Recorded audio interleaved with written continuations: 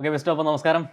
നമ്മുടെ brick to brick സീരീസിൻ്റെ രണ്ടാമത്തെ എപ്പിസോഡായിട്ട് വന്നിരിക്കുകയാണ്. നമ്മൾ കഴിഞ്ഞ എപ്പിസോഡിൽ നമ്മൾ പറഞ്ഞു നിർത്തിയത് കൺസ്ട്രക്ഷൻ സ്റ്റാർട്ട് ചെയ്യുന്നതിന് മുന്നേ, ഒരു റെസിഡൻഷ്യൽ വീടിൻ്റെ കൺസ്ട്രക്ഷൻ സ്റ്റാർട്ട് ചെയ്യുന്നതിന് മുന്നേ എന്തൊക്കെ കാര്യങ്ങൾ ശ്രദ്ധിക്കണം എന്നുള്ള കാര്യത്തെക്കുറിച്ചാണ് നമ്മൾ കഴിഞ്ഞ എപ്പിസോഡിൽ ഡിസ്കസ് ചെയ്തത്. അതെ. അപ്പോൾ നമുക്ക് ഇനി ഡിസ്കസ് ചെയ്യാനുള്ളത് ഇന്ന് ഫൗണ്ടേഷനെ കുറിച്ചാണ്. അതെ. അപ്പോൾ എനിക്ക് വളരെ സർപ്രൈസിംഗ് ആയിട്ട് തോന്നിയിട്ടുള്ള ഒരു കാര്യം എന്ന് പറഞ്ഞു കഴിഞ്ഞാൽ, ഒരുപാട് ക്ലയൻസുമായിട്ട് സംസാരിക്കുന്ന സമയത്താണെങ്കിലും ഏറ്റവും കുറച്ച് ഡിസ്കഷൻസ് വരുന്ന ഏരിയയാണ് ഫൗണ്ടേഷൻ. അത് ഇനീഷ്യൽ ഡിസ്കഷനിൽ തന്നെ. അല്ലെങ്കിൽ നമുക്ക് ഇപ്പോൾ ഒരാൾ വിളിക്കുമ്പോൾ അവർക്ക് ഒരുപാട് കൺസേൺസ് ഉണ്ടാവും, അല്ലേ? ഇപ്പോൾ എലിവേഷൻ ഇങ്ങനെ വേണം, അല്ലെങ്കിൽ ഇന്ന കാര്യങ്ങളിൽ നിങ്ങൾ എന്ത് മെറ്റീരിയൽസ് ആണ് യൂസ് ചെയ്യുന്നത്, ഇങ്ങനെ ഒരുപാട് കൺസേൺസ് ഉണ്ടാവും. ഇതിനകത്ത് ഏറ്റവും ലീസ്റ്റ് കൺസേൺ അല്ലെങ്കിൽ ഏറ്റവും കുറച്ച് സമയം ഡിസ്കസ് ചെയ്തിട്ടുള്ള സാധനമാണ് ഫൗണ്ടേഷൻ. നമ്മൾ എന്തിലാണ് അല്ലെങ്കിൽ എങ്ങനെയാണ് ഫൗണ്ടേഷൻ ചെയ്യുന്നതെന്ന് ചോദിക്കും, പക്ഷെ അതിനെക്കുറിച്ച് കൂടുതൽ സംസാരമോ കാര്യങ്ങളോ ഒന്നും വരാറില്ല. അപ്പോൾ എനിക്ക് ചോദിക്കാനുള്ളത്, ഈ ഒരു കൺസ്ട്രക്ഷൻ സ്റ്റേജിൽ ഒരു ഫൗണ്ടേഷൻ്റെ ഇമ്പോർട്ടൻസ് എന്തോരം ഉണ്ട് എന്നുള്ളതിനെ കുറിച്ചാണ്. ഓക്കെ, ഇതിപ്പോൾ ലിജു പറഞ്ഞപ്പോൾ എനിക്ക് തോന്നിയൊരു കാര്യം എന്ന് പറഞ്ഞു കഴിഞ്ഞാൽ, ഇതിപ്പോൾ ഓൾമോസ്റ്റ് നമ്മളൊരു കാറ് മേടിക്കുന്ന പോലെയാണ്. ഓക്കെ, ഒരു കാറ് മേടിക്കുമ്പോൾ എല്ലാവരും നോക്കുന്നത് ഇപ്പോൾ ലിജു പറഞ്ഞതുപോലെ കാറിൻ്റെ പുറത്തുള്ള ഭംഗി, കാറിൻ്റെ അകത്ത് എന്തൊക്കെ ഫീച്ചേഴ്സ് ഉണ്ട്, സാധനങ്ങൾ, ഇൻറ്റീരിയർ എങ്ങനെ. കാറിൻ്റെ എൻജിൻ എന്താണ് എന്ന് ചോദിക്കുന്നവർ വളരെ കുറവാണ്. അല്ലെങ്കിൽ അത്ര എന്തൂസിയാസ്റ്റുകളായിട്ടുള്ളവർ മാത്രമാണ് കാറിന്റെ എഞ്ചിനെ കുറിച്ചൊക്കെ ഭയങ്കരമായിട്ട് സംസാരിക്കുന്നത്. അതെ അതെ, അതിനെക്കുറിച്ച് ടെക്നിക്കലായിട്ട് കാര്യങ്ങൾ അറിയാവുന്നവരായിരിക്കാം ചോദിക്കുന്നത്. കാരണം അതൊരു ഇമ്പോർട്ടന്റ് ഫാക്ടർ ആണെന്ന് തോന്നുന്നത്. ബാക്കിയുള്ളവരൊക്കെ കാറ് പുറത്തുനിന്ന് കാണാൻ ഭംഗിയുണ്ടോ, കാശ് കൊടുത്ത് മേടിക്കാനായിട്ട് റെഡി. അപ്പോൾ നീ പറയുന്നത് എഞ്ചിൻ ഒരു വണ്ടിക്ക് എത്രത്തോളം അത്യാവശ്യമാണോ, അല്ലെങ്കിൽ എഞ്ചിന്റെ പാർട്ട് എന്താണോ അത് തന്നെയാണ് നമ്മുടെ ഫൗണ്ടേഷൻ. അതായത് എഞ്ചിൻ ഇല്ലാതെ വണ്ടി ഓടില്ല, അതുപോലെ തന്നെയാണ് ഫൗണ്ടേഷൻ ഇല്ലാതെ വീടിന് ഒരു നിലനിൽപ്പില്ല. മനസ്സിലായി. ഓക്കെ, അപ്പോൾ ഫൗണ്ടേഷന്റെ ഇമ്പോർട്ടൻസ് പറയാണെന്ന് പറഞ്ഞു കഴിഞ്ഞാൽ, ഇത് അതായത് ഒരു വീടിന്റെ ഇനീഷ്യൽ സ്റ്റേജ് ആണ് നമ്മുടെ ഈ ഫൗണ്ടേഷൻ എന്ന് പറയുന്നത്. നമ്മുടെ പണ്ട് പഴമക്കാരൊക്കെ പറയുന്നത് പോലെ അടിത്തറ ഉറച്ചാലാണ് ആരോട് മുറയ്ക്കൂ. ഓക്കെ, സോ അത്ര ഇമ്പോർട്ടൻ്റ് ആയിട്ട് വരുന്നൊരു സ്റ്റേജ് ആണ് നമ്മുടെ ഈ ഫൗണ്ടേഷൻ എന്ന് പറയുന്നത്. അപ്പോൾ ഈ ഫൗണ്ടേഷൻ്റെ മെയിൻ സിമ്പിളായിട്ട് പറയുകയാണെങ്കിൽ എന്താണ് ഈ ഫൗണ്ടേഷൻ എന്ന് ചോദിച്ചു കഴിഞ്ഞാൽ, നമ്മുടെ വീടിൻ്റെ ലോഡിനെ മണ്ണിലേക്ക് ഇറക്കി കൊടുക്കാൻ വേണ്ടിയിട്ടുള്ള ഒരു ഉപാധി. അതാണ് നമ്മുടെ ഫൗണ്ടേഷൻ അല്ലെങ്കിൽ ഒരു ബേസ്മെന്റ് സെറ്റപ്പ് എന്ന് പറഞ്ഞു വരുന്നത്. അപ്പോൾ ഇത് മണ്ണിലേക്ക് ഇറങ്ങിയില്ല എങ്കിൽ, അതായത് ഉറപ്പുള്ള മണ്ണിലേക്ക്, ഈ പാറമേൽ വീട് പണിയുക എന്ന് പറയുന്നുണ്ടല്ലോ, അപ്പൊ അതുപോലെ തന്നെ ഉറപ്പുള്ള മണ്ണിലേക്ക്. ഇപ്പൊ നമുക്ക് മണ്ണ് പല പല ലെയറുകളുണ്ട്. അപ്പൊ മേളിലുള്ള മണ്ണുകൾ എന്ന് പറഞ്ഞാൽ ചില സമയത്ത് ഇളക്കം കൂടിയ മണ്ണായിരിക്കും, ആ മണ്ണ് ഇരുന്ന് പോകും. അപ്പൊ ഇരിക്കാത്ത മണ്ണിലേക്ക്, സ്ട്രോങ് ആയിട്ടുള്ള മണ്ണിലേക്ക് നമ്മുടെ ഈ എൻറ്റയർ വീടിന്റെ വെയിറ്റിനെ കൊണ്ടുപോയി കൊടുക്കുക. അത് ചെയ്യുന്നതാണ് ഫൗണ്ടേഷൻ. അത് ഫെയിൽ ആകുന്ന സമയത്ത് എന്താ സംഭവിക്കുക? വീടിന് തകർച്ച സംഭവിക്കും. പിന്നെ എന്നെ സർപ്രൈസ് ആക്കിയ ഏറ്റവും വലിയൊരു കാര്യം എന്ന് പറഞ്ഞാൽ, ലിജി ക്വസ്റ്റ്യൻ ചോദിച്ചപ്പോൾ തന്നെ ഇപ്പൊ പറഞ്ഞു, അതായത് ആളുകൾ കൂടുതൽ ഇമ്പോർട്ടൻസ് കൊടുക്കുന്നത് ഇന്റീരിയർ എലിവേഷൻ, ഒബ്വിയസ്ലി ഭംഗിയുടെ കാര്യമാണ്. പക്ഷെ ലിജുവിന്റെ അഭിപ്രായത്തിൽ എന്തുകൊണ്ടാണ് ഇവർ ഈ പറയുന്നത് പോലെ ഈ വീടിന്റെ ഫൗണ്ടേഷനെ കുറിച്ചൊരു കൺസേൺ എടുക്കാത്തത്? അത് അവരുടെ ഈ പറഞ്ഞ പോലെ നോളജ് കുറവ് കൊണ്ടാണോ, അതോ വേറെന്തെങ്കിലും റീസണുകൾ കൊണ്ടാണോ ആളുകൾ ഈ ഫൗണ്ടേഷനിലേക്ക് ഒരു ശ്രദ്ധ കൊടുക്കാതിരിക്കുന്നത്? അതായത് എനിക്ക് മനസ്സിലായിടത്തോളം, ഇപ്പൊ ആളുകൾക്ക് അറിയാം തറ ഇങ്ങനെയാണ് വരാൻ പോകുന്നത്. അപ്പോൾ കൺവെൻഷണൽ അപ്രോച്ച് മുതൽ ഏകദേശം തറപണിയുടെ രീതികളും കാര്യങ്ങളും എല്ലാം കോൺസ്റ്റന്റ് ആയിട്ട് തന്നെയാണ് നിൽക്കുന്നത്. അപ്പോൾ ആളുകളെ സംബന്ധിച്ചിടത്തോളം അത് ലീസ്റ്റ് കൺസേൺ ആണ്. എന്തായാലും തറ ഉറപ്പുള്ളതായിരിക്കും പണിയുന്നത്, അല്ലെങ്കിൽ കരിങ്കൽ ഉറപ്പുള്ളതാണ്, അല്ലെങ്കിൽ നമ്മൾ പില്ലർ ചെയ്യുന്ന സാധനങ്ങൾ ഉറപ്പുള്ളതാണ്. അതുപോലെ തന്നെ അതിൻ്റെ ഭംഗിയോ കാര്യങ്ങളോ ഒന്നും നോക്കാനില്ല, അതിൻ്റെ എലിവേഷൻ ഡിസൈനോ കാര്യങ്ങളോ ഒന്നും നോക്കാനില്ല. അതുകൊണ്ടായിരിക്കാം ആളുകൾ അതിനെക്കുറിച്ച് കൂടുതൽ സംസാരിക്കാത്തതും, അല്ലെങ്കിൽ അതിലേക്ക് കൂടുതൽ ശ്രദ്ധ ചെലുത്താത്തതും. അപ്പോൾ ഞാൻ പറഞ്ഞതുപോലെ തന്നെ കുറച്ച് രീതികളെ ഉള്ളൂ തറ പണിയാനായിട്ട്. അപ്പോൾ മിസ്റ്റേക്ക് അറിയാലോ, നമ്മളിപ്പോൾ സൈറ്റുകളിൽ ചെയ്യുന്ന ഏതൊക്കെ ടൈപ്പുകൾ ഓഫ് ഈ തറകൾ ഏതൊക്കെ ടൈപ്പിലാണോ ഉള്ളത്, അതിപ്പം നമ്മുടെ സോയിലിൻ്റെ കണ്ടീഷൻ അനുസരിച്ചാണോ നമ്മൾ ഏത് തറ ചെയ്യണമെന്ന് ഡിസൈഡ് ചെയ്യുന്നത്, അതോ ഇതിനകത്ത് എത്ര ലോഡ് വരുന്നുണ്ടെന്ന് ഉള്ളതിനെ നോക്കിയിട്ടാണോ, എങ്ങനെയാണ് നമ്മൾ ഒരു യൂഷ്വൽ അപ്രോച്ച് എങ്ങനെയാണ്? ഓക്കെ, ഇപ്പോൾ ഇതെന്ന് പറഞ്ഞു കഴിഞ്ഞപ്പോൾ ലിജു പറഞ്ഞതിന് എനിക്ക് മനസ്സിലായ ഒരു കാര്യം എന്ന് പറഞ്ഞാൽ, നമ്മുടെ ആളുകൾ ഈ തറ എന്ന് പറയുന്നത്, ഫൗണ്ടേഷൻ എന്ന് പറയുന്നത് ഒരു ടേക്കൺ ഫോർ ഗ്രാൻഡഡ് ആയിട്ടാണ് എടുത്തിരിക്കുന്നത്. അതായത് ഒരിക്കലും പഴക്കില്ല എന്നുള്ളൊരു വിശ്വാസത്തിന്റെ പുറത്താണ് എല്ലാവർക്കും നമ്മൾ കൊടുക്കുന്നത്. പിന്നെ ഇവിടെ നിന്ന് പറഞ്ഞതുപോലെ തന്നെ നമുക്ക് ഒരുപാട് ബേസ്മെന്റുകളോ ടൈപ്പുകളോ ഒന്നുമില്ല. ഇപ്പോൾ ഓൾമോസ്റ്റ് പല സ്ഥലങ്ങളിലാണെങ്കിലും ആ സ്ഥലങ്ങളോടനുബന്ധിച്ച് ചെയ്തു വരുന്ന നമ്മുടെ തറകളുണ്ട്.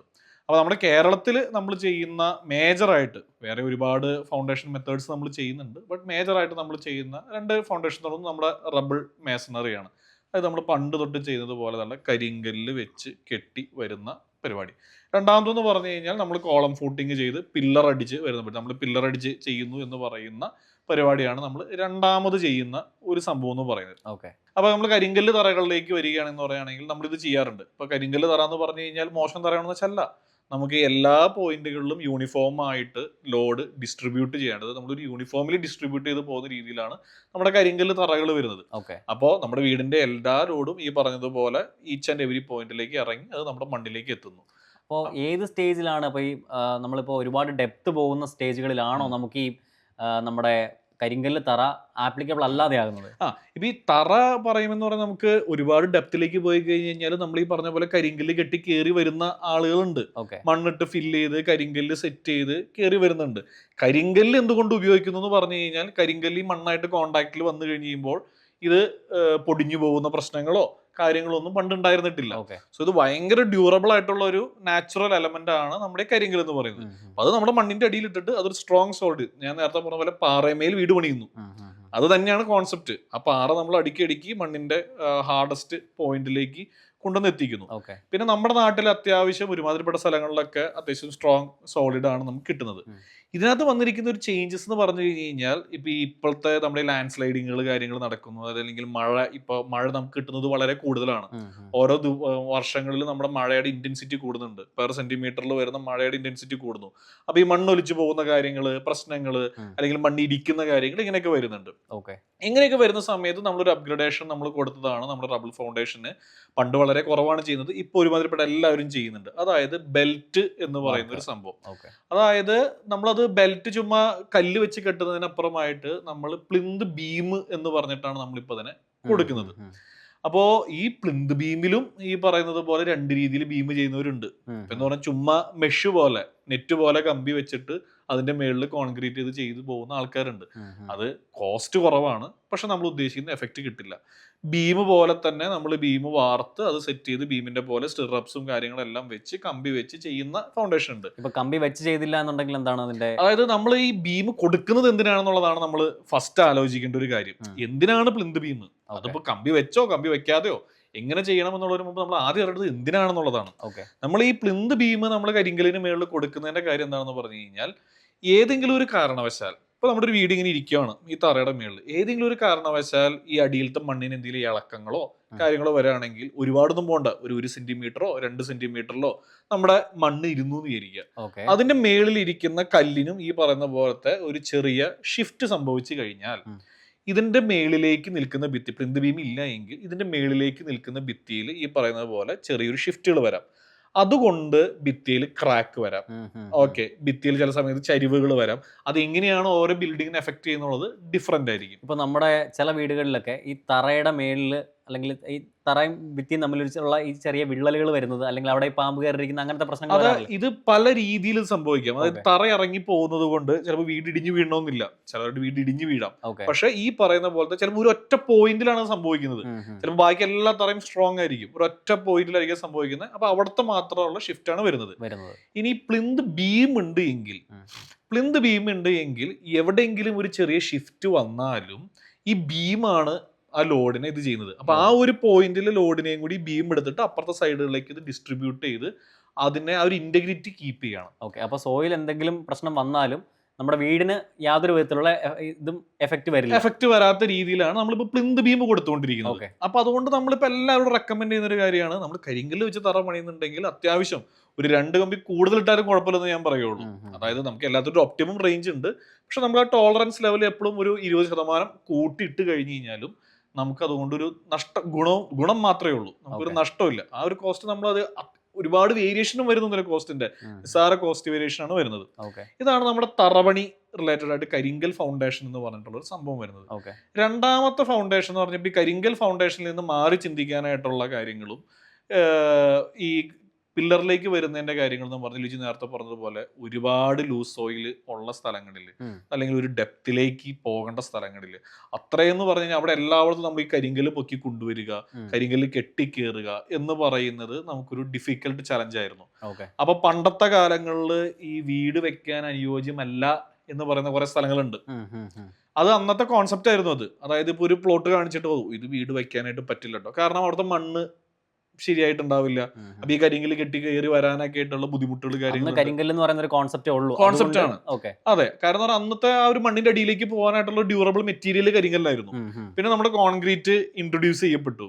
കോൺക്രീറ്റ് വന്നു, നമ്മൾ അതിനെക്കുറിച്ച് പഠിച്ചു, ആളുകൾ ചെയ്തു. അപ്പോഴാണ് പില്ലറുകൾ വന്നത്. പില്ലറുകൾ വരുമെന്ന് പറഞ്ഞു കഴിഞ്ഞാൽ വീട് പണി കുറച്ചും കൂടെ അറേഞ്ച്ഡ് ആവാണ്, അല്ലെങ്കിൽ സിംപ്ലിഫൈഡ് ആവാണ്. അപ്പൊ ഇതിനകത്ത് ചെയ്യണം എന്താന്ന് പറഞ്ഞു കഴിഞ്ഞാൽ ഒരു വീടിന്റെ എല്ലാ ലോഡും എടുക്കുന്നത് ഒരു 20 21 അല്ലെങ്കിൽ 25 പില്ലറുകളായിരിക്കും, അല്ലെങ്കിൽ കോളങ്ങളായിരിക്കും ഇതിന്റെ ലോഡ് എടുക്കുന്നത്. അപ്പൊ നമ്മുടെ വീട് ഇങ്ങനെ നിൽക്കുന്നു. ഈ വീട് നിൽക്കുന്ന എല്ലാ വീടിന്റെയും വെയിറ്റ് നമ്മളൊരു പ്ലിന്ത് ബീം കെട്ടിയതിന് ശേഷം അതിന്റെ അടിയിലേക്ക് കോളങ്ങളാണ് പോകുന്നത്. ഈ കോളങ്ങൾ നേരെ മണ്ണിലേക്ക്, അതായത് ഉറച്ച മണ്ണിലേക്ക് വന്നിട്ട് ഈ വെയിറ്റ് മണ്ണിലേക്ക് ഡിസ്ട്രിബ്യൂട്ട് ചെയ്യാണ് ചെയ്യുന്നത്. അപ്പം നേരത്തെ ബിസ്റ്റു പറഞ്ഞതുപോലെ നമ്മുടെ കരിങ്കല്ല് ഫൗണ്ടേഷൻ ചെയ്യുമ്പോൾ ഈ ലോഡ് മൊത്തമായിട്ട് നമ്മൾ ഈക്വലി ഡിസ്ട്രിബ്യൂട്ട് ചെയ്യണം. അതെ, ഇതാവുമ്പോൾ ഓരോ പില്ലർ പല പല ഭാഗങ്ങളിലായിട്ട് ഇതിന്റെ വെയിറ്റ് ഡിസ്ട്രിബ്യൂട്ട് ചെയ്യണം. അതായത് ഇപ്പൊ ഇതിന്റെ എന്ന് പറഞ്ഞു കഴിഞ്ഞാൽ പണ്ടത്തെ അത്ര എളുപ്പമല്ല. അതായത് ഇപ്പൊ കരിങ്കല്ല് തറ കെട്ടുമെന്ന് പറഞ്ഞാൽ നമ്മുടെ ഭിത്തി പോകുന്ന വഴി കൂടെ എല്ലാം കരിങ്കല്ല് തറ കെട്ടി വിട്ടാൽ മതി. ഇതെന്ന് പറഞ്ഞു കഴിഞ്ഞാൽ ഒരു 10,000 ടൺ അല്ലെങ്കിൽ ഒരു 1000 ടൺ, ഒരു ഫോർ എക്സാമ്പിൾ ഒരു 1000 ടൺ വെയിറ്റ് വരുന്ന സ്ഥലമാണെന്ന് വിചാരിക്കുക. വീടിന്റെ ടോട്ടൽ വെയിറ്റ് വരുന്നത് ഈ 1000 ടൺ വെയിറ്റ് മണ്ണിലേക്ക് കൊണ്ടുപോകാനായിട്ട് 20 പില്ലറുള്ളൂ.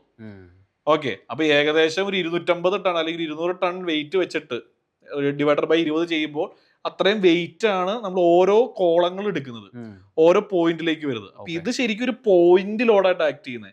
വീടിന്റെ മൊത്തത്തിലുള്ള ലോഡിന് ഒരു 20 കോളങ്ങൾ എടുക്കുന്നു, ആ കോളങ്ങൾ അതിനെ മണ്ണിലേക്ക് കൊടുക്കുന്നു. അപ്പം ഈ നമ്മുടെ പില്ലറുകൾ വരുമ്പോൾ ഇതിന്റെ പ്ലിന്ത് ബീം കാര്യങ്ങൾ അത് എന്തായിട്ടാണ് ആക്ട് ചെയ്യുന്നത്? അപ്പോൾ അതായത് ഇതിന്റെ പ്ലിന്ത് ബീം രണ്ടും സെയിം തന്നെയാണ്. അതായത് ഇപ്പൊ നമുക്ക് പില്ലറുകൾ നമ്മൾ മേളിലോട്ട് പൊന്തി വരുന്നു, ഒരു 20 പില്ലർ വന്ന് നിൽക്കുന്നു. ഈ 20 പില്ലറിന്റെ മേളിൽ നമുക്ക് കല്ല് കെട്ടി കയറണമല്ലോ, കല്ല് കെട്ടി നമുക്ക് പണിയണം. അപ്പൊ നമ്മൾ ഈ ബീമുകളെ, അതായത് നമ്മൾ ഈ പറയുന്നത് പോലെ കോളങ്ങളെ കണക്ട് ചെയ്ത് നമ്മൾ ബീമുകൾ അടിയും. ഈ ബീമുകളാണ് നമ്മുടെ വീടിന്റെ തറയായിട്ട് ആക്ട് ചെയ്യുന്നത്. അപ്പൊ എന്താണ്, നമ്മുടെ കല്ലിൽ നിന്ന് വരുന്ന ലോഡ് ഈ ബീം എടുക്കുന്നു, ആ ബീം എടുത്തിരിക്കുന്ന ലോഡ് നേരെ പില്ലറിലേക്ക് കൊടുക്കുന്നു, പില്ലർ എടുത്തിരിക്കുന്ന ലോഡ് നേരെ മണ്ണിലേക്ക് പോകുന്നു. അപ്പം ഇതും നമ്മൾ നേരത്തെ ചോദിച്ച ആ ചോദ്യമായിട്ട്, അതായത് എന്തെങ്കിലും കാരണവശാൽ സോയിലിന് ഇളക്കം പറ്റിക്കഴിഞ്ഞാൽ എങ്ങനെയാണ് ഇതിന്റെ, അതായത് ഇതിന് നമ്മൾ പില്ലറിൽ നമ്മൾ ചെയ്യുമെന്ന് പറഞ്ഞു ഇപ്പൊ എല്ലാവരും എന്ന് പറഞ്ഞു കഴിഞ്ഞാൽ ചുമ്മാ വന്നൊരു കുഴി എടുക്കുന്നു, അതിനകത്ത് അടിയിൽ ഒരു PCC ഇടുന്നു, പില്ലർ അടിക്കുന്നു, പരിപാടി തീർക്കുന്നു, ഇങ്ങനെ പോകുന്നുണ്ട്. ശരിക്കും പറഞ്ഞു കഴിഞ്ഞാൽ നമ്മുടെ ആ സ്ഥലത്തുള്ള മണ്ണിന്റെ ലോഡ് ബെയറിംഗ് കപ്പാസിറ്റി ഉണ്ട്. അതായത് 1 മീറ്റർ സ്ക്വയറിൽ, കാരണം നമ്മളൊരു പോയിന്റ് ലോഡായിട്ടാണ് കൊടുക്കുന്നത്. അപ്പൊ 1 മീറ്റർ സ്ക്വയർ ഏരിയയിൽ അവിടുത്തെ മണ്ണിന് എന്തോരം ലോഡ് ബെയർ ചെയ്യാൻ പറ്റും. ഇപ്പൊ റെഡ് സോയിൽ ആണെങ്കിൽ അതിനൊരു ലോഡ് ബെയറിംഗ് കപ്പാസിറ്റി ഉണ്ട്. ഓക്കെ, എത്ര കിലോഗ്രാം വരെ അതിന് ഹാൻഡിൽ ചെയ്യാമെന്നുള്ളത്. ഓക്കെ, അപ്പോൾ അത് ഓരോ മണ്ണിനും ഓരോരോ വെയിറ്റ്, ഈ പറഞ്ഞ ലോഡ് ബെയറിംഗ് കപ്പാസിറ്റിയാണ്. അതുകൊണ്ടാണ് ഇപ്പൊ കുറെ ആളുകൾ നമ്മൾ ഈ പില്ലർ ചെയ്യുന്ന ഒരുപാട് ആളുകൾ പറയുന്നത് നമ്മൾ ഈ പറഞ്ഞതുപോലെ നമ്മൾ സോയിൽ ടെസ്റ്റിംഗ് ചെയ്ത് നോക്കുക. അത് നമ്മൾ സോയിൽ ടെസ്റ്റിംഗ് ചെയ്യുന്നതെന്ന് പറഞ്ഞു കഴിഞ്ഞ് കഴിഞ്ഞാൽ മണ്ണിന്റെ ലോഡ് ബെയറിംഗ് കപ്പാസിറ്റി എന്തോരം ഉണ്ട് എന്നറിയാൻ വേണ്ടി മാത്രമാണ്. ആ ഒരു ഇൻഫർമേഷൻ മാത്രമാണ് ഇത് തരുന്നത്. അത് ഏകദേശം എത്ര ഡെപ്തിലായിരിക്കും എന്നുള്ളതിന്റെ ഒരു ഇൻഫർമേഷനും കിട്ടും. ഓക്കെ, അപ്പൊ അവർക്ക് മനസ്സിലായി നമ്മുടെ മണ്ണിന് 1 മീറ്റർ സ്ക്വയറിൽ ഇത്രയധികം ലോഡ് എടുക്കാൻ പറ്റും. അതിനനുസരിച്ചിട്ടാണ് പിന്നെ നമ്മൾ കുഴി എടുക്കുന്നത്. ഓക്കെ, നമ്മുടെ മണ്ണിന്റെ ലോഡ് ബെയറിംഗ് കപ്പാസിറ്റി കുറവാണ് എങ്കിൽ നമ്മൾ 1 മീറ്റർ ഇൻറ്റു 1 മീറ്റർ ചതുരം കുഴി കുഴിച്ചാൽ പോരാ. അത് ചിലപ്പോൾ എന്ന് പറഞ്ഞു കഴിഞ്ഞാൽ 1 മീറ്റർ ഇൻറ്റു 2 മീറ്റർ ആക്കേണ്ടി വരും, 1.5 മീറ്റർ ഇൻറ്റു 1 മീറ്റർ ആക്കേണ്ടി വരും, ഡിപ്പെൻഡിങ് ഓൺ ദ സൈസ്. കാരണം അത്രയും ഏരിയയിലേക്ക് വേണം ലോഡിനെ ഡിസ്പാച്ച് ചെയ്യാനായിട്ട്. അതല്ല എങ്കിൽ സംഭവിക്കുന്ന കാര്യം എന്താണെന്ന് പറഞ്ഞു കഴിഞ്ഞാൽ, അത് നോക്കിയില്ല എങ്കിൽ 1 മീറ്റർ മാത്രമേ എടുത്തിട്ടുള്ളൂ, നമ്മളൊരു നോർമൽ കോൺസെപ്റ്റ് അനുസരിച്ച് 1 മീറ്ററിൽ നേരെ കൊണ്ടുവന്ന് ലോഡ് ഇറക്കുമ്പോൾ അത്രയും ഏരിയയിലേക്ക് ആ ലോഡിനെ എടുക്കാനായിട്ടുള്ള കപ്പാസിറ്റി മണ്ണിന് ഉണ്ടാവില്ല. അപ്പൊ എന്ത് ചെയ്യുന്ന പറഞ്ഞാൽ അവിടുത്തെ മണ്ണിരിക്കും. ഓക്കെ, ആ മണ്ണിരിക്കുമ്പോഴാണ് നമുക്ക് ഈ പറയുന്നത് പോലെ ബീമിന് ഇഷ്യൂസ് വരുന്നത്. അപ്പൊ മണ്ണിരുന്ന് കഴിയുമ്പോൾ അതിൽ മേളിലായിട്ട് കണക്ട് ചെയ്തിരിക്കുന്ന ബീമും ഇരിക്കും. അപ്പൊ ബീമിൽ ക്രാക്ക് വരാം, അതിന് മേളിലിരിക്കുന്ന വീടിനെയും അത് എഫക്ട് ചെയ്യും. അപ്പോൾ ഈ ഒരു റബിൾ ഫൗണ്ടേഷനും അതുപോലെ തന്നെ പില്ലറിൽ നമ്മൾ ചെയ്യുന്ന ഫൗണ്ടേഷനുമാണ് വളരെ കോമൺ ആയിട്ട് നമ്മുടെ നാട്ടിൽ ചെയ്യുന്നത്. അപ്പോൾ ഇനിയുള്ള ഒരു ഡൗട്ട് എന്ന് പറഞ്ഞു കഴിഞ്ഞാൽ, നമ്മൾ ഈ ഫൗണ്ടേഷൻ ചെയ്ത് കഴിഞ്ഞ് പ്ലിന്ത് വാർത്ത് കഴിയുമ്പോൾ ഇതിന്റെ മേളിൽ വാട്ടർ പ്രൂഫിങ്ങിന്റെ കോട്ടിങ് അടിക്കാറുണ്ട്. ഞാൻ കേട്ടെടുത്തോളം ഇത് നമ്മുടെ കാപ്പിലറി റൈസ് വഴി ഉണ്ടാകുന്ന വാട്ടറിനെ പ്രിവെന്റ് ചെയ്യാനായിട്ടാണെന്നുള്ളതാണ് ഞാൻ കേട്ടത്. എന്റെ കേട്ടറിവ് ശരിയാണോ, അതെങ്ങനെയാണോ? അതായത് നമുക്ക് നമ്മുടെ മണ്ണിൽ, നമുക്ക് ഇവിടെ ഉള്ള ഒരുമാതിരിപ്പെട്ട സ്ഥലങ്ങളിലെല്ലാം നമുക്ക് മണ്ണുണ്ട്, മണ്ണിന്റെ അടിയിൽ വെള്ളമുണ്ട്, അതല്ലെങ്കിൽ നിയർ ബൈ ആയിട്ടുള്ള വാട്ടർ സോഴ്സസ് ഉണ്ട്. ഇതിപ്പോൾ ചിലവർ ചോദിക്കാം, എന്റെ വീട്ടിൽ ഡാം പ്രൂഫ് അടിച്ചിട്ടൊന്നുമില്ല, അതല്ലെങ്കിൽ വാട്ടർ പ്രൂഫിങ് അടിച്ചിട്ടൊന്നുമില്ല. നമ്മൾ വാട്ടർ പ്രൂഫിനേക്കാളും കൂടുതൽ നമ്മൾ പറയുന്നത് ഡാം പ്രൂഫ് എന്നാണ്. അത് ഡാംനെസ് പ്രൂഫ് ചെയ്യാനായിട്ട് DBC കോട്ടിംഗ് എന്ന് പറയുന്നത് പോലെ. അപ്പോൾ ഡാം പ്രൂഫ് ആണ് നമ്മൾ ചെയ്യുന്നത്. ഓക്കെ. അപ്പോൾ ചിലർ പറയും എൻ്റെ വീട്ടിൽ ഇത് ഞാൻ അടിച്ചിട്ടൊന്നുമില്ല, എൻ്റെ വീട്ടിലൊരു പ്രശ്നമില്ല. അപ്പോൾ നമ്മൾ എൻ്റെ ഒരു കൂട്ടുകാരൻ വീട് പണിയുമ്പോൾ ഞാൻ പറയും എടാ അത് അടിച്ചില്ലെങ്കിലും കുഴപ്പമൊന്നുമില്ലടാ, എൻ്റെ വീട്ടിൽ സാധനം അടിച്ചിട്ടില്ല, ഒരു പ്രശ്നമില്ല എന്ന് പറയുന്നവരുണ്ട്. ചിലപ്പോൾ അദ്ദേഹത്തിന്റെ വീട്ടിൽ പ്രശ്നം ഉണ്ടാവില്ല. കാരണം അദ്ദേഹത്തിന്റെ വീട്ടിലുള്ള അണ്ടർ വാട്ടർ സോഴ്സസും കാര്യങ്ങളെല്ലാം ലിമിറ്റഡ് ആയിരിക്കും. ചിലപ്പോൾ അദ്ദേഹത്തിന്റെ കൂട്ടുകാരൻ വീട് പണിയാൻ പോകുന്നത് ചിലപ്പോൾ കുറച്ചുകൂടി വാട്ടർ ബോഡീസ് നിയർ ബൈ ആയിട്ടുള്ള സ്ഥലങ്ങളിലായിരിക്കും. അപ്പോൾ എന്ന് പറഞ്ഞാൽ വെള്ളത്തിന് കാപ്പിലറി റൈസ് എന്ന് പറഞ്ഞു കഴിഞ്ഞാൽ ചെറിയ ദ്വാരങ്ങളിൽ കൂടെ വെള്ളത്തിന് മേളിലോട്ട് കയറി വരാനായിട്ടുള്ള ടെൻഡൻസിനെയാണ് നമ്മൾ കാപ്പിലറി എന്ന് പറയുന്നത്. അപ്പൊ നമ്മൾ ഈ പില്ലറുകളാണെങ്കിലും കരിങ്കല്ല് തറകളാണെങ്കിലും ഇതിന്റെ ഇടയിലുള്ള ചെറിയ ചെറിയ ദ്വാരങ്ങളിൽ കൂടെ വെള്ളം മേളിലോട്ട് കയറി വരാനുള്ള സാധ്യതയുണ്ട്. ഈ കയറി വരുന്ന വെള്ളം നമ്മുടെ ഭിത്തിയിലേക്ക് കയറി കഴിഞ്ഞ് കഴിയുമ്പോൾ ഭിത്തി അതിനെ അബ്സോർബ് ചെയ്യുന്നു. ഈ അബ്സോർബ് ചെയ്ത വെള്ളത്തിന് ഒരു പോയിന്റ് അത് ഭിത്തി പുറത്തോട്ട് തള്ളും. ഇത് തള്ളുമ്പോൾ ഇതിന്റെ കൂടെ വരുന്നതാണ് നമ്മുടെ പെയിന്റ് പൊളിഞ്ഞു പോവുക, പുട്ടി പൊളിഞ്ഞു പോവുക, അതല്ലെങ്കിൽ ഭിത്തിയിൽ കനപ്പുകൾ കാണുക, ഈ പ്രശ്നങ്ങൾ. ഇതിനെ നമ്മൾ ഒഴിവാക്കാൻ വേണ്ടിയിട്ടാണ് നമ്മൾ ഡാം പ്രൂഫ് കോട്ടിങ് അടിക്കുന്നത്. ഓക്കെ. അപ്പൊ ഈ ഡാം പ്രൂഫ് കോട്ടിങ് അടിച്ച് കഴിയുമ്പോൾ ഈ കാപ്പിലറി വഴി വെള്ളം കയറി വരുന്നുണ്ടെങ്കിൽ അത് തറയുടെ മേളിൽ വെച്ച് അതിനെ ലോക്ക് ചെയ്യും. നമ്മുടെ ഭിത്തിയിലേക്ക് അത് കയറില്ല. അപ്പം മണ്ണിൽ നിന്ന് മേളിലേക്ക് വരാവുന്ന വെള്ളത്തിനെ പ്രിവെന്റ് ചെയ്യാനായിട്ടാണ് നമ്മൾ അവിടെ ആ കോട്ടിങ് കറക്റ്റ് നമ്മൾ ഡാം പ്രൂഫ് കോട്ടിങ് ആണ് നമ്മൾ അവിടെ കൊടുക്കുന്നത്. അത് വെള്ളത്തിനെ തടയുക എന്നുള്ള ഒറ്റ ഇത് വെച്ചിട്ടാണ് നമ്മൾ ചെയ്യുന്നത്. ഓക്കെ. ഇപ്പൊ നമുക്ക് ഫൗണ്ടേഷനെ കുറിച്ചിട്ട് ഇപ്പൊ ലിജുവിന്റെ കാര്യങ്ങളൊക്കെ മനസ്സിലായല്ലോ. ലിജുവിന്റെ ഒരു അപ്രോച്ചിന്റെ അകത്ത് ലിജു ഈ പറയുന്ന പോലെ ക്ലയന്റുകളായിട്ട് ഹാൻഡിൽ ചെയ്യുന്നു. ഈ പറയുന്ന കാര്യങ്ങളെല്ലാം അതായത് ഒരു പ്രൊഫഷണലിനെ ഏൽപ്പിക്കുന്നതാണോ, അതോ ഇപ്പൊ ഈ പറഞ്ഞ പോലെ ചില ആളുകൾ ഞാൻ കണ്ടിട്ടുണ്ട്, അതായത് തറ ഒരു ലോക്കലായിട്ട് ഒരാളെ വെച്ചിട്ട് തറ പണിയും, ബഡ്ജറ്റിന്റെ കൺസ്ട്രെയിൻസ് ആയിരിക്കാം, തറ ഒരാൾ പണിയുന്നു, അത് കഴിഞ്ഞതിന് ശേഷം കുറച്ചധികം നാളുകൾ കഴിഞ്ഞിട്ടായിരിക്കും അവർക്ക് മേളിലേക്ക് പണിയാൻ പറ്റുന്നത്, മേളിലേക്ക് വേറെ പണിയിപ്പിക്കുന്നു. ഇനി അതല്ല എല്ലാം ഒരുമിച്ച് പണിയാൻ പറ്റുന്നവരും ഈ പറയുന്നത് പോലെ തറ വേറെ ആളെ കൊണ്ട് ചെയ്യിപ്പിക്കുന്നു, മേളിലേക്ക് വേറെ ആരെ കൊണ്ട് ചെയ്യിപ്പിക്കുന്നു, അങ്ങനെ സെപ്പറേറ്റ് ആയിട്ട് കൊടുക്കുന്നു. സോ ഈ പറഞ്ഞ പോലത്തെ തറപണി കാര്യങ്ങൾ ഇതെല്ലാം ഇതൊരു പ്രൊഫഷണൽ ടീമിനെ ഏൽപ്പിക്കുന്നതാണോ അതോ ഇങ്ങനെ സ്പ്ലിറ്റ് ചെയ്ത് ചെയ്യുന്നതായിരിക്കോ ബെറ്റർ? കാരണം അത് ഒരുപാട് അത് കേൾക്കാനായിട്ട് അതിൻ്റെ ഒരു സജഷൻ ആഗ്രഹിക്കുന്ന ഒരുപാട് ആൾക്കാരുണ്ടോ? ലിജുവിന്റെ അഭിപ്രായം എന്താണ്? അപ്പോൾ ഇത് ബിസ്റ്റോ പറഞ്ഞപ്പോഴാണ് ഞാൻ ആലോചിക്കുന്നത്, ഇതിപ്പോൾ തറ പണിതിട്ടിട്ട് നമ്മുടെ അടുത്ത് കൺസ്ട്രക്ഷന് വേണ്ടി വന്നിരിക്കുന്ന അഭിപ്രായം ചോദിച്ച് നമ്മളെ ബാക്കി കാര്യങ്ങൾ ചെയ്യാമോ എന്ന് ചോദിച്ച് വന്നിരിക്കുന്ന ഒരുപാട് ആളുകളുണ്ട് കേട്ടോ.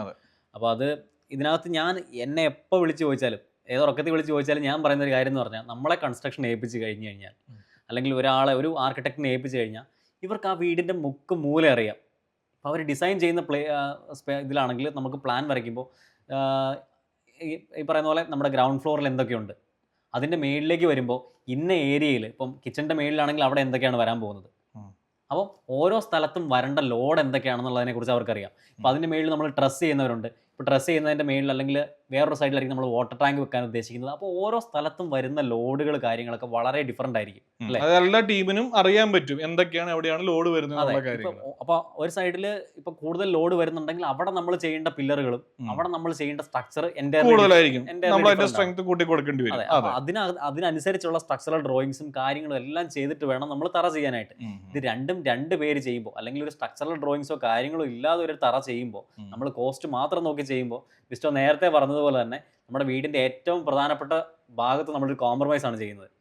അപ്പോൾ എന്നെ സംബന്ധിച്ചിടത്തോളം ഞാൻ നേരത്തെ പറഞ്ഞ പോലെ ഏതൊറക്കത്തിൽ വിളിച്ച് ചോദിച്ചാലും ഞാൻ പറയും ഇത് ഡ്രോയിങ്സ് കാര്യങ്ങളെല്ലാം ഒരു പ്രൊഫഷണൽ ഏൽപ്പിച്ച് അവരുടെ അഭിപ്രായത്തോടു കൂടി മാച്ച് ചെയ്യുന്ന രീതിയിൽ മൊത്തം കാര്യങ്ങൾ ചെയ്യുന്നതായിരിക്കും എപ്പോഴും നല്ലത്. കാരണം അവിടെ നമ്മൾ കോസ്റ്റ് സേവ് ചെയ്യാൻ ശ്രമിക്കുന്നത് ആത്മഹത്യപരമാണെന്ന് ഞാൻ പറയും. ഓക്കെ. അപ്പോൾ ഒരു പ്രൊഫഷണലിന്റെ കൂടെ തന്നെ പോവുക. തീർച്ചയായിട്ടും അതായിരിക്കും നമുക്ക് നമ്മുടെ വീടിന്റെ. അപ്പൊ ഇതിപ്പോ കണ്ടുകൊണ്ടിരിക്കുന്ന ആളുകൾക്ക് ഈ പറഞ്ഞതുപോലെ ഇപ്പൊ ചിലപ്പോൾ ഫൗണ്ടേഷൻ ചെയ്യാനായിട്ട് വിചാരിക്കുന്ന ആൾക്കാരുണ്ടാവാം, അല്ലെങ്കിൽ ഇപ്പൊ ഫൗണ്ടേഷൻ കെട്ടി നടന്നുകൊണ്ടിരിക്കുന്ന ആൾക്കാരുണ്ടാവാം, ചിലപ്പോൾ ഇതൊന്നും ആലോചിച്ചിട്ടുണ്ടാവില്ല, ചിലപ്പോൾ ഇപ്പോഴായിരിക്കും ഇത് കേൾക്കുന്നത്, അവർക്ക് അതിനെ കുറിച്ച് ഇൻഫർമേഷൻ കിട്ടുന്നത്. അപ്പൊ അങ്ങനെയുള്ള ആളുകൾക്ക് ഡൗട്ട്സോ കാര്യങ്ങളോ ഉണ്ട് എങ്കിൽ നമുക്ക് ബിലാറിനെ കോൺടാക്ട് ചെയ്യാൻ പറ്റുന്നതാണോ? തീർച്ചയായിട്ടും അവർക്ക് ഏത് സമയത്ത് നമ്മളെ വിളിക്കാം. ഒരു ഫ്രീ കൺസൾട്ടേഷൻ ബുക്ക് ചെയ്യാം, ഓഫീസിലേക്ക് വരാം, നമ്മളുമായിട്ട് കാര്യങ്ങൾ സംസാരിക്കാം. നമുക്ക് അവർക്ക് എന്ത് ഡൗട്ട് ഉണ്ടെങ്കിലും നമ്മളത് ക്ലിയർ ചെയ്ത് കൊടുത്തിട്ട് എല്ലാവരും സേഫ് ആൻഡ് സിമ്പിൾ ആയിട്ട് വീട് പണിയുക. അതെ, അത്രേ ഉള്ളൂ. സേഫ് ആൻഡ് സിമ്പിൾ ആയിട്ട് വീട് പണിയുക. എന്തെങ്കിലും ഡൗട്ട്സ് ഉണ്ടെങ്കിൽ നമ്മളെ വിളിക്കുക, നമ്മുടെ ഓഫീസിൽ വരിക, സംസാരിക്കുക, പോവാം. ഓക്കെ. അപ്പോൾ എന്തായാലും നമ്മുടെ ഈ ഒരു വീഡിയോ ആളുകൾക്ക് ഇൻഫോർമേറ്റീവ് ആയിട്ട് തോന്നുന്നു. അപ്പോൾ ഇനി ആർക്കെങ്കിലും എന്തെങ്കിലും ഡൗട്ട്സോ കാര്യങ്ങളോ ഉണ്ടെങ്കിൽ ലിജു പറഞ്ഞതുപോലെ ലിജുവിനെ എപ്പോൾ വേണമെങ്കിലും കോൺടാക്ട് ചെയ്യാം, അതല്ലെങ്കിൽ ഇനി കമന്റ് സെക്ഷനിൽ ചോദിക്കാം, കാര്യങ്ങൾ ചെയ്യാം. അപ്പോൾ എന്തായാലും ഇനി നമുക്ക് അടുത്ത ടോപ്പിക്സ് ആയിട്ട് നമുക്ക് വരുന്നത് വരേക്കും നമുക്ക് എല്ലാവരോടും ടാറ്റാ ബൈ ബൈ പറയാം. അതെ, ഓക്കെ.